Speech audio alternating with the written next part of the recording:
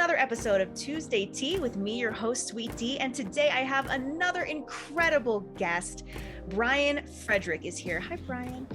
Hi, Dominica. How are you doing? Oh, so good. How are you? It's so late where you are. Yeah, it is quite late. It's after 11. We're nearing the midnight hour here. It's just incredible that you would take this time with me so late into your evening. Thank you. It's my pleasure. I'm really excited to be here. I would love if you would just tell our listeners a bit about yourself, what you do, and what your mission is, because I think this is going to add so much value for our listeners. Professionally, I guess, I started off as a lawyer, and then I became a mediator, which is where we peacemake rather than fight. So now I kind of say that I'm an anti-lawyer, and I've always wanted to be a writer. And in the past, I've got quite far down the road with that, but kind of with adult books. So I thought I'd be a thriller writer. And in the past, I've had an agent for that and had publishers interested. And then being a lawyer kind of seemed to take over, and all of that sort of fell by the wayside a little bit until COVID, when I had loads of time, because mediation's kind of a face-to-face business. You can do it on Zoom, so you can talk to people, obviously, like we're doing, and we can see each other. But mediation requires a lot of nuance. So for me, it really requires us to sit in a room and be able to see our faces properly, really closely, especially for the mediator, because it's all about sincerity. Because I'm there and I really do genuinely want to help them, and the best way to communicate that is that they can see that I'm really sincere, because it's the truth rather than acting. It looks fake if you try and put it on. So anyway, during COVID, a little thing happened in our neighborhood where some of the lovely little children. We live in quite a creative neighborhood in quite a creative sort of young, vibrant city in the UK. Probably not a lot of people have heard of it, but it's called Bristol, and there's a lot of music here and an awful lot of the arts. And in the past, certainly they've done quite groovy things, like Concorde was designed and built here. Things like that. Anyway, around where we live, the people that put on the Glastonbury Festival, a lot of those people that make that, the big, amazing event it is, carpenters and the painters and the set designers and things like that. A lot of them live around here. So it's that sort of community. So some of these little kids of these guys were ringing our doorbell with the little game, where they ring the doorbell and they run away. And when I went down, of course, there was nobody there, because they were hiding behind a car or something. Mm-hmm. But they'd left a little bouquet of flowers, which, I bent down to pick it up, and it was lovely. It was, they'd picked these flowers themselves, obviously, and they tied it with some grass, and it was just lovely. It's just a little bouquet. And by and by, we started to talk. I sensed that they wanted to talk, and then we started to chat. And then they came out. They insisted they couldn't be seen; they were invisible. So that was part of the game, where I didn't talk to them directly, and I pretended, who am I talking to? It's amazing, and I christened them the flower fairies. And then when I went walking, we were lucky enough, even though we live in the center of town, there's a nature reserve here with some woods, and I would be able to go walking during quarantine lockdown. And this little story about the flower fairies came into my head, and I started to write that, and I got to about 7,000 or 8,000 words, and kind of came to an impasse, and I wasn't sure if it was going to turn into a Roald Dahl style book, or whether it was just going to be a very long picture book, or what it was going to be, and I couldn't decide. And my little heroine in that book is called Phyllis, and in the book she has a dog called Sigmund, or Siggy. He's a dachshund. And one day, while I was thinking what I'm going to do, a story about Siggy came into my head. I suppose you could say Siggy started to talk to me, and we decided he'd be a character in his own right, in his own books. And then I started to write those books. I'd hired this wonderful illustrator. She's Hungarian, but she lives in Bali, bizarrely, in our connected world. So, just like you and I are talking, but Across thousands the of world. miles apart in different zones, going the other way towards Indonesia.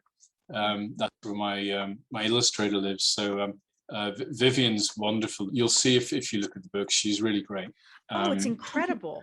I'm not to interrupt. I just have to say, absolutely incredible. I have a 3-year-old and she saw the illustrations and was like, Mama, what is that? Like, she wanted to read it right then. I've downloaded Yeah. the book. It's going to happen tonight at bedtime. We're very excited. And for those of you who have an interest in checking out his books, you can go to brianfrederickauthor.com and you'll see a very smiley photo of Brian there. But you have this tagline that I love so much. Because I'm a marketer, I geek out on these things, right? And so you say clever books for clever children. And I love that. It spoke to me. And I thought, yeah, I have a clever daughter. I want all the books. This is really sweet. Yeah. Well, I'm glad you like that. The idea behind that tagline was, I mean, if I'm brutally honest, one, because I thought I should have a tagline, and then two, because I mentioned with the book that is in development, you might say, that it become quite long for a picture book. And the received wisdom amongst publishers mainly is that what I'm doing is slightly too long, or, you know, in some cases they say it's quite long for a picture book, where I feel, you know, the children that would be interested in the story can handle that. So that's where the tagline came from. You know, I deliberately am trying to challenge with a little bit of the vocabulary, with the idea in mind that older children will be fine with that, and younger children, if they don't know what a word is, then it gives the opportunity for a parent to explain. And I've deliberately used some multicultural references so that, you know, you can have a wee bit of fun and teach your children about other cultures while you're reading. Both of the stories are kind of you know, little stories in their own right, but there's also a wee bit more to them. So, you know, so that clever children can be stretched or stay interested. This question I'm going to ask, I think, is a bit heavy for a lot of parents in today's day and age, just because we're now having to compete with AI, technology, smartphones, TV, screens, right? Just constantly screens. Definitely. And how do you see children's books competing with that today? Yeah, well, I mean, it's certainly a big thing. I'm a fair bit older than you, so it's funny. I was talking to my wife about this not so long ago.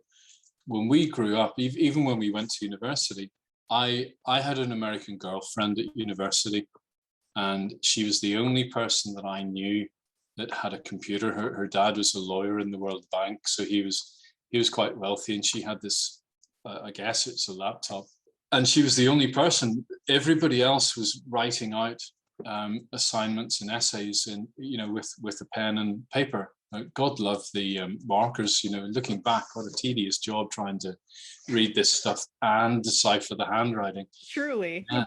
But, you know, I've lived in a world where, you know, the internet wasn't widely known, and then, you know, all through the time where it's becoming prevalent. And, you know, I've lived in a world before smartphones and all that stuff. And today it seems to me that it's a mad situation on the face of it, that kids are so, they have so many things vying for their attention, and the content on them is brilliant. You know, it's vibrant and it's everywhere, and you know, it's almost like they can't get away from it in a way. You know, the question you're asking kind of presupposes that books almost can't compete. And I actually think that they can, because I think that they can do things that television and smartphones can't do, and video games for that matter. I think that if we all think about a time, if I try and think about this, a little picture pops up of when I was about 9, I think. A teacher in school started to read us The Lion, the Witch and the Wardrobe by C.S. Lewis. And I can still remember, you know, I guess there were maybe 25 or 30 of us. And we were all sat there for days while the story was going on, just enraptured. And, you know, for, I guess, maybe an hour at a time. I'm not really sure how long it was, but or how many days, but, you know, the room was silent. all of us just wanted to get more of the story. And I think that's what books can do that other mediums can't, because they're involving the children. There's a story there, so the story is physically there, but it's the children's minds that create the story for them. They go somewhere completely different, somewhere that they create themselves, and somewhere that they get lost in. Just like when we're reading a book that we enjoy, we can find that it's almost like we wake up out of this really lovely world, half an hour later, and that was brilliant. And when the spell's broken, you really just want to go back there like a lovely dream. I think that's what books can do for children. It can really expand their mind almost literally, because they're creating this world or these worlds, and they're visualizing the characters, and they're seeing the emotions and all of these things that when they're just sort of watching television or scrolling on phones or iPads, that they're not really doing, because they're being served the content rather than creating it themselves. That's how I think that books compete. It is incredible when I get to watch my daughter. I mean, she can't actually read yet, right? She's only 3, but she will sit there for hours and just read to herself and what she thinks is happening on the page. And it's really sweet. And I think, gosh, I feel very jaded as an adult. Like, I need to go back and start doing that, because you're right. It expands the mind. The imagination comes back in. I don't read enough books. I listen to a lot of books. I'm a huge Audible fan, but I just don't read enough. My mind wanders too much. What would you say for the listeners that are like myself, where it's like we receive information better when it's from an auditory standpoint? I mean, I guess it still can expand the mind a bit, right? Even though someone's reading to us. I guess people learn and receive information, don't they? And they are audible people or they're visual people. In terms of audiobooks or videos, I don't know what I would say. I guess for me, I know what you mean. There's a load of things competing for your attention. But what I find helps is to try and slow down. I think to get into a book, you need to give yourself just that little space to leave your phone somewhere that's out of reach, because they are demanding things, aren't they? Once you think about your phone, and there's quite a struggle not to pick it up and check something.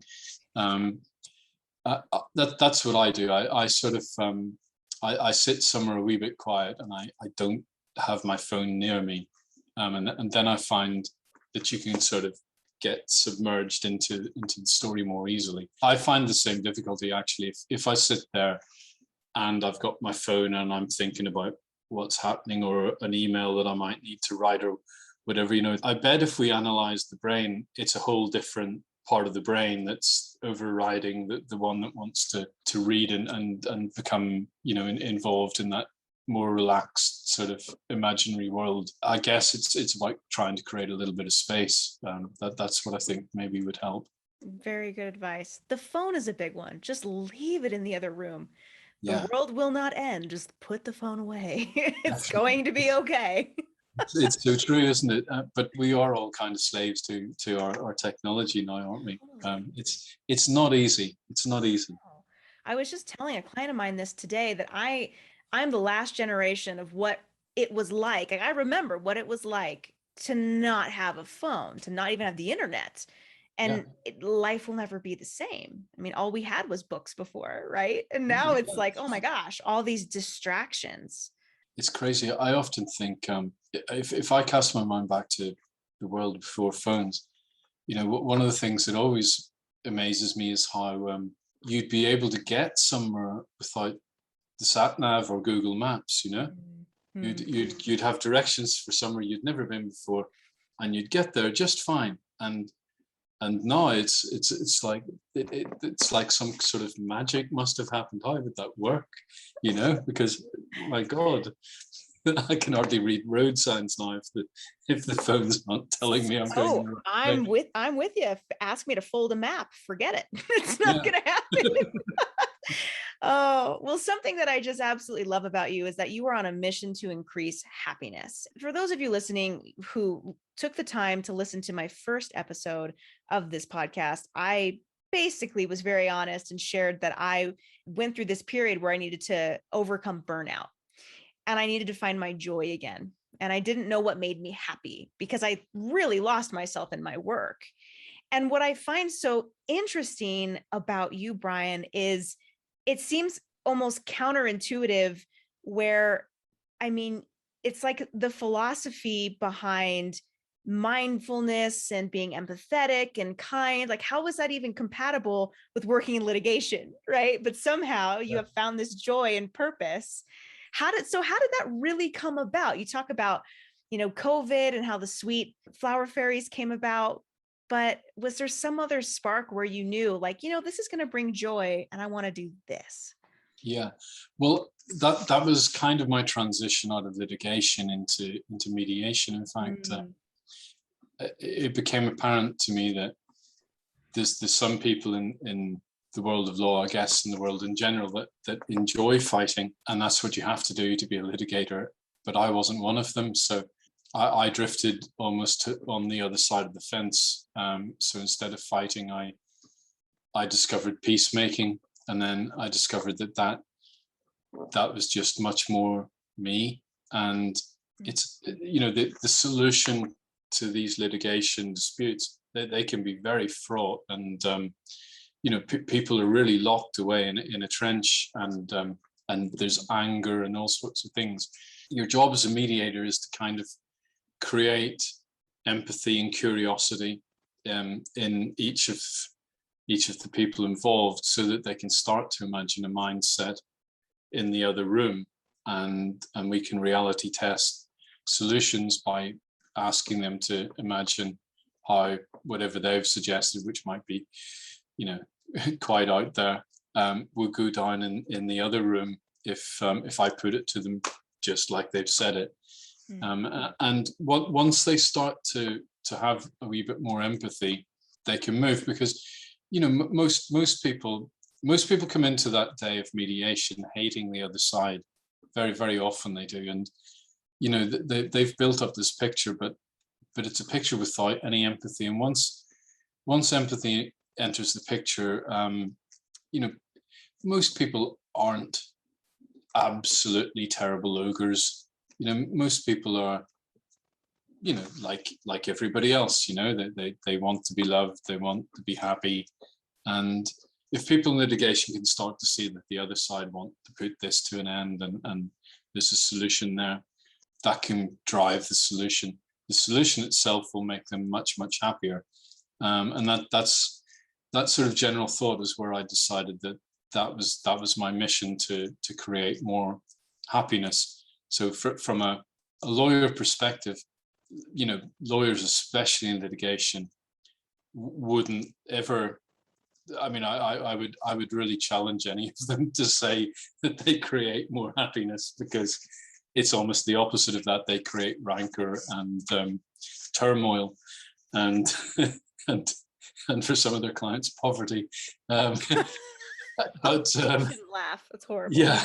Yeah, but yeah, no doubt true. How beautiful that you are a part of the solution now. I think that's very it powerful. And just feels it yeah. feels so much better, Mm, definitely.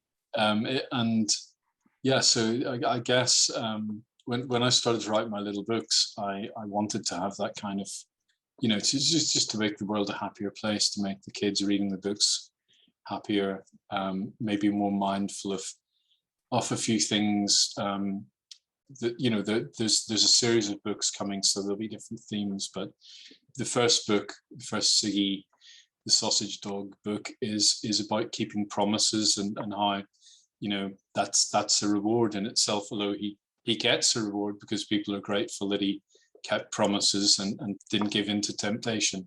The idea that they might make the world a happier place, or they might help children to grow up into happier adults, yeah. is something that really appeals to me. So if I could do that a little bit, I'll be very happy myself.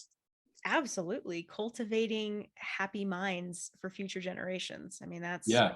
what more could we possibly make our mission in life, right? No, I think that's definitely. everything. Yeah. It's a beautiful thought, isn't it? Yeah. This has been lovely. Thank you for spending some time with me and for sharing a bit of your story and just your wonderful, wonderful books with the world. Now, you have a book for sale on Amazon, is that right? I actually have two. You can buy a physical copy of the one that you downloaded on Amazon too, because when I tried to give that away to, it was originally written as a kind of, they call it a reader magnet. Yeah. So it's a marketing tool, apparently. Yeah, indeed, it is. Yeah. When I tried to give it away to Dachshund Owners Club people, they almost all of them said, "Oh, can we not buy it? Where could we get a physical copy?" So I actually created that. So you can buy the free one on Amazon, but you can also get it free, of course. And then Siggy Loves Sausages it's been designed from day one to sell, to not give away. Well, you have to get paid for your craft eventually, of course. On Amazon. You probably wouldn't be amazed at how expensive books can be to produce. I was checking your book out. It's great. Oh, thanks. Yeah, it's not cheap to do. It's not. Really not. No. And then this Mr. Bezos is not cheap either. You know, anyway. Amazon takes a lot. It really does. So all that to say, everyone go to Amazon right now, buy his books. I will be sure to have links in the show notes of those books as well, so you can check it out. Thank you. Thank you again for taking this time. Go get some rest. It's late. It's been my absolute pleasure. Thank you so much. Thanks so much for watching. Be sure to like, subscribe, and ring that notification bell so that you never miss an episode. And if you'd like to connect with me directly, follow me on Instagram, where you'll get daily business tips and continued encouragement. See you there.